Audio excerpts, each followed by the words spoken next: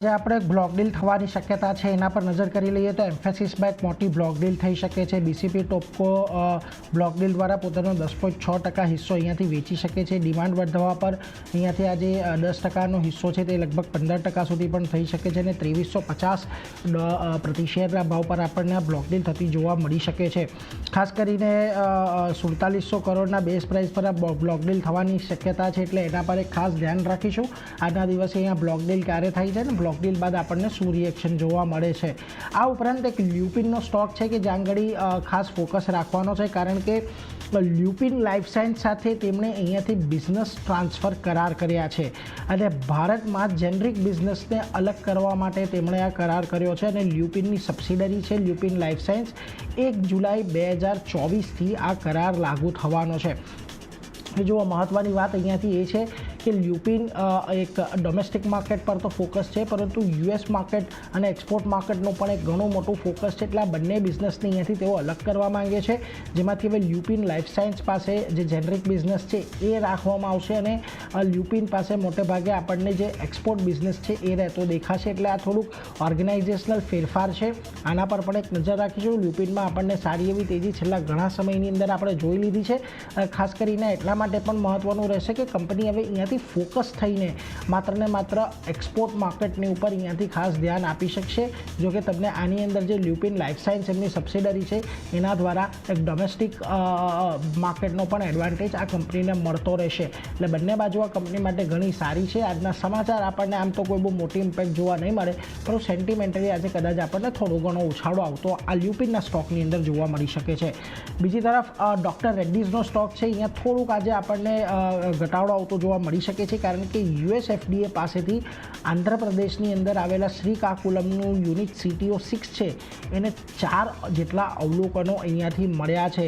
API manufacturing છે, એટલે એના પર એક ખાસ ધ્યાન રાખવાનું। જ્યારે પણ એપીઆઈ મેન્યુફેક્ચરિંગને કોઈ પણ અવલોકનો મળે તો સીધી એની અસર એક્સપોર્ટ માર્કેટની ઉપર થતી હોય છે। હવે ખાસ કરીને 30 મેથી 7 જૂન વચ્ચે આ તપાસ હાથ ધરવામાં આવી હતી। હવે કયા પ્રકારના અહીંયાથી અવલોકનો રાખવામાં આવ્યા છે એ અંગે અત્યારે આપણી પાસે કોઈપણ પ્રકારની સ્પષ્ટતા નથી, પરંતુ ખાસ વાત એ અહીંયાથી 4 અવલોકનો મળ્યા છે અને જો સ્પષ્ટતા નથી આપવામાં આવી, માત્ર ડેટા ઇન્ટિગ્રિટીને લઈને હોત તો કંપનીએ સ્પષ્ટતા કરી દીધી હોત કે સામાન્ય અવલોકનો છે, કોઈ બહુ મોટી ચિંતા કરવાની જરૂર નથી, પરંતુ એ સ્પષ્ટતા ન આવવી પણ અહીંયાથી થોડાક ચિંતા જન્માવી શકે છે। જો કે કંપનીએ કહ્યું છે કે નિર્ધારિત સમયરેખાની અંદર તેઓ આ અવલોકનોનો જવાબ યુએસ એફડીએને આપશે।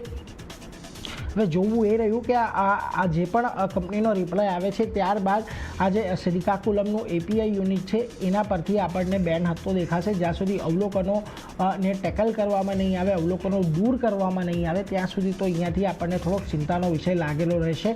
એટલે આ ડૉક્ટર રેડ્ડીઝ આજે આપણને થોડો ઘટાડા સાથેનો કારોબાર જોવા મળી શકે છે। બીજી તરફ જ્યુબિલન્ટ ફાર્માનોવા જો વોશિંગ્ટન ખાતે તેમનું સ્પોકેન યુનિટ છે એને પણ 3 જેટલા અવલોકનો મળ્યા છે। કોન્ટ્રાક્ટ મેન્યુફેક્ચરિંગ સર્વિસ માટેના અવલોકનો મળ્યા છે અને કંપની ટૂંક સમયમાં અવલોકનો પર એક્શન પ્લાન સબમિટ કરશે એવું તેમણે કહ્યું છે। મોટેભાગે કોન્ટ્રાક્ટ મેન્યુફેક્ચરિંગ છે એટલે સીધી રીતથી કોઈ અસર પડતી નથી, પરંતુ કંપનીની જે ઓપરેશનલ ઇન્કમ છે એના પર થોડા સમય માટે ઘટાડો આવી શકે છે। એટલે હવે એ જોવું એ રહ્યું કે કેટલા દિવસની અંદર તેઓ અવલોકનોને અહીંયાથી દૂર કરે છે। એટલે અહીંયા પણ આજે આપણને થોડોક ઘટાડા તરફી કારોબાર જોવા મળી શકે છે। બીજી તરફ કેઈસી ઇન્ટરનેશનલ જુઓ, અહીંયા તેમને વિવિધ જે એમના બિઝનેસ સેગમેન્ટ છે એની અંદર લગભગ 1061 કરોડના ઓર્ડર મળ્યા છે। હવે આની અંદર તેમના વાયર સપ્લાયના હોય છે કે ઇપીસીના છે કે ટ્રાન્સમિશનની સેગમેન્ટના છે, એટલે વેરિયસ સેગમેન્ટ લખ્યું છે, એટલા માટે ઘણા બધા સેગમેન્ટમાં તેમને ઓર્ડર મળ્યા છે 1061 કરોડના। એના પર પણ કંપનીની સ્પષ્ટતા આવશે, એટલે અહીંયા આપણને એક તેજી જોવા મળશે, પરંતુ આજના દિવસે અહીંયા એક આપણને તેજી જોવા મળી શકે છે, કારણ કે આપણે જોયું છે જ્યારે કેઈસી પાસે કોઈ આવા મોટા ઓર્ડર આવે છે ત્યારે આ સ્ટોકની અંદર એક સારો એવો ઉછાળો આપણને જોવા મળે છે। બીજી તરફ આરવીએનએલ જુઓ, દક્ષિણ રેલવેનો એક પ્રોજેક્ટ છે, કોઈ 150 કરોડનો 156.46 કરોડનો, એના માટે સૌથી ઓછી બોલી આ કંપનીએ લગાવી છે, એટલે એના પર એક ખાસ ફોકસ રાખજો। અહીંયાથી આરવીએનએલ માટે પણ આજનો દિવસ આપણને પોઝિટિવ રહેતો જોવા મળી શકે છે। અન્ય પણ રેલવે કંપનીઓને આજે આપણને ઓર્ડર મળતા દેખાયા છે, એની પણ વિગત લઈશું, પરંતુ ખાસ કરીને આરવીએનએલ અહીંયાથી આજે આપણને થોડોક તેજીમાં રહેતો દર્શાવી શકે છે। બીજી તરફ મહાનગર ગેસનું કાઉન્ટર ફોકસમાં છે, ઇન્વેસ્ટર પ્રેઝન્ટેશન આપવામાં આવ્યું હતું અને એની અમુક હાઇલાઇટ્સ જે છે એ ઘણી ફોકસમાં રાખવાની છે. તેમનું કહેવું છે FY25માં 1000 કરોડના પાઇપલાઇન ઇન્ફ્રાની તેમની કેપેક્સની યોજના છે. ઘણી મોટી યોજના છે, 1000 કરોડ એટલે વિવિધ વિસ્તારોની અંદર તેનું વિસ્તરણ કરવામાં આવશે. કંપની અહીંયાથી infrastructure, CNG station, PNG connection પર આવનારા સમયની અંદર રોકાણ કરી શકે છે. FY25માં એમને વોલ્યુમ ગ્રોથ 6 થી 7% વચ્ચે રહેવાનું અનુમાન એટલે એક પર તરીકે ગાઈડન્સ તેમણે અહીંયાથી આપ્યું છે. અને સાથે એમણે એમ પણ કહ્યું છે ઓર્ગેનિક અને ઇનઓર્ગેનિક બંને પ્રકારના ગ્રોથ પર કંપની અહીંયાથી ફોકસ રાખશે.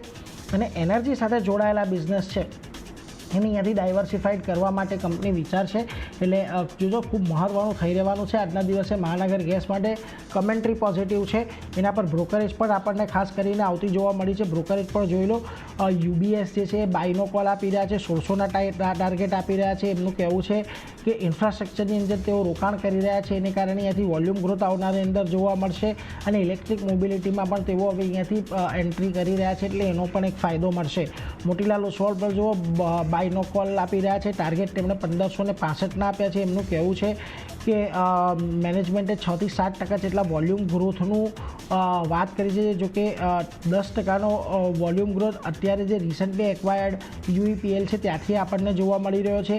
અને કરંટ APM ગેસ અલોકેશન છે એ લગભગ 70%ની આજુબાજુ છે. એટલે આ બધા પર અહીંયાથી આપણને ખાસ કરીને જોવા મળશે, એટલે એના પર એક ધ્યાન રાખજો. મહાનગર ગેસ આજના દિવસમાં આપણને ફોકસમાં રહેતો દેખાઈ શકે છે, એટલે લ્યુપિન એક પોઝિટિવ અસર રહેશે. ડૉક્ટર રેડ્ડીઝ, જ્યુબિલન્ટ ફાર્માનોવા આ બંને પર થોડીક નેગેટિવ ઇમ્પેક્ટ જોવા મળી શકે છે. પરંતુ KEC, RVNL અને મહાનગર ગેસ અહીંયા આજે આપણને તેજી સાથેનો કારોબાર જોવા મળશે. તો આ બધા સ્ટોક પર ખાસ નજર રાખવાની છે. પરંતુ આરતી, તમારી પાસે પણ એક લાંબુ લિસ્ટ છે, કયા કયા સ્ટોક ફોકસમાં રહેશે? લાંબો લિસ્ટ છે. શરૂઆત હું અદાણી એન્ટરપ્રાઇઝ સાથે જ કરીશ. બિઝનેસ અપડેટ અહીંયા આવતી દેખાઈ રહી છે. અને FY24ની વાત કરી લઈએ તો અદાણી એરપોર્ટની કાર્ગો ગ્રોથ જે છે ત્યાં 7%નો આપણને વધારો રહેતો દેખાયો છે. બીજી બાજુ 10 લાખથી વધુ કાર્ગો હેન્ડલ જે છે તે કંપનીએ કર્યું છે FY24માં. અને કંપનીનો એરપોર્ટ કાર્ગોમાં માર્કેટ શેર હવે 30%થી પણ વધુ આપણને રહેતો દેખાયો છે.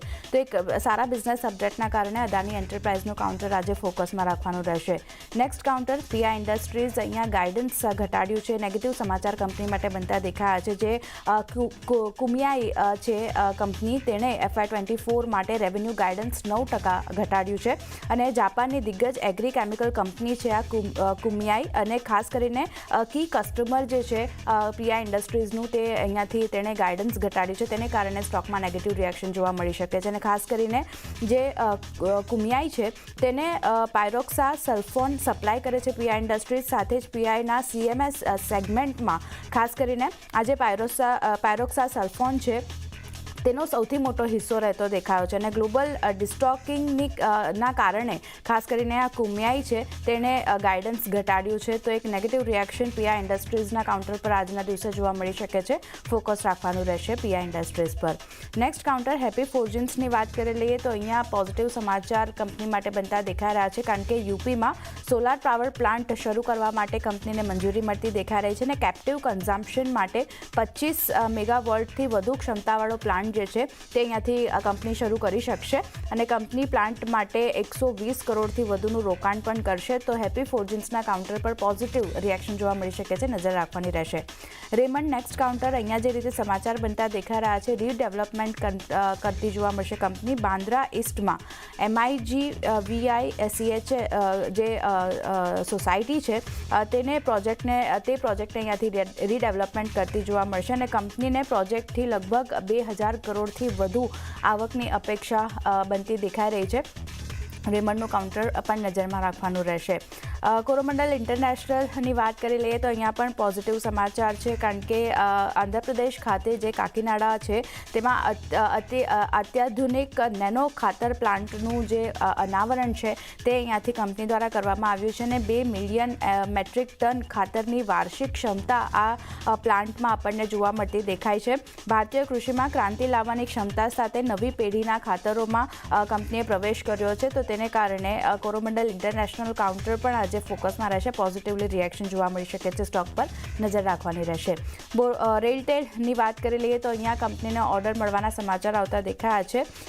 આઈસીટી ઇન્ફ્રાસ્ટ્રક્ચર માટે કંપનીને નેશનલ ઇન્ફોર્મેટિક્સ સેન્ટર સર્વિસ કોર્પોરેટેડ પાસેથી ઓર્ડર મળ્યો છે અને લગભગ 81.6 કરોડનો ઓર્ડર કંપનીને મળતો દેખાયો છે અને આના પર કંપનીની સ્પષ્ટતા પણ આવી છે. કંપનીનું કહેવું છે કે આઈસીટી ઇન્ફ્રાસ્ટ્રક્ચરની સપ્લાય, ઇન્સ્ટોલેશન સાથે જ કમિશનિંગ અને ઇન્ટિગ્રેશન માટેનો ઓર્ડર કંપનીને મળ્યો છે અને આઈસીટી ઇન્ફ્રાસ્ટ્રક્ચરનું ઓપરેશન અને મેન્ટેનન્સ પણ અહીંયાથી કંપની કરતી જોવા મળશે. તો એને કારણે રેલટેલના કાઉન્ટર પર પણ પોઝિટિવલી રિએક્શન જોવા મળી શકે છે. ફોકસમાં રાખવાનું રહેશે. અને છેલ્લે બોરોસિલ રિન્યુએબલ્સની વાત કરી લઈએ તો અહીંયા મંજૂરી મળતી દેખાઈ રહી છે. બોર્ડ પાસેથી રાઇટ્સ ઇસ્યુ દ્વારા ખાસ કરીને 450 કરોડ એકત્ર કરવા માટે બોર્ડ તરફથી મંજૂરી મળી છે. તો તેને કારણે બોરોસિલ રિન્યુએબલ્સનું કાઉન્ટર પણ નજરમાં રાખવાનું રહેશે. તો ચાંદની આ બધા સ્ટોક જે નીરજે જણાવ્યા, મેં જણાવ્યા, બધા પર રિએક્શન જોવા મળશે. જી, તો બધા જ કાઉન્ટર્સ